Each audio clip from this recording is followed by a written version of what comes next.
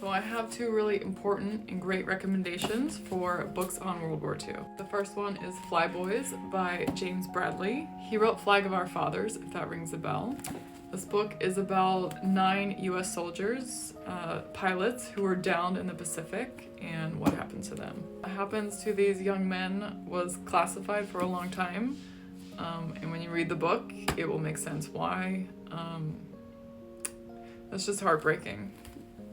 And it's kind of hard for me to describe. I get emotional talking about it or while I read it. I was a nurse in the Army. I was a trauma nurse in Afghanistan.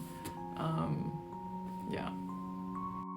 So yeah, I get emotional, but I think it's really important that we know these stories, that we feel these stories of what happened to our soldiers. The book, I am halfway through, Sons and Soldiers by Bruce Henderson. As Hitler rose to power in Germany, Jewish families were desperate to get out. A lot of times they could only manage to get their eldest son out of the country.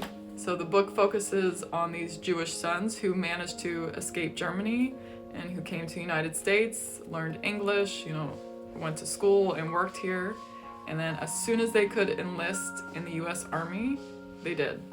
And they went back overseas to fight with the United States to, one, save their families or to avenge their families who they no longer heard from because they were murdered, and to fight Hitler.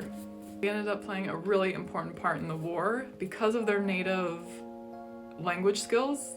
They were native German speakers and native French speakers. They were able to gather a bunch of crucial intel for the US and for the Allied troops. I'm halfway through. I'll definitely be reading from this book more on my TikTok. Like I said, I think it's really important that we know these stories of these soldiers. And I get emotional because, like I said, I was a nurse in the military. I just think it's really important we don't forget and we know this history and we feel this history as well. But they're two excellent books. I highly recommend them.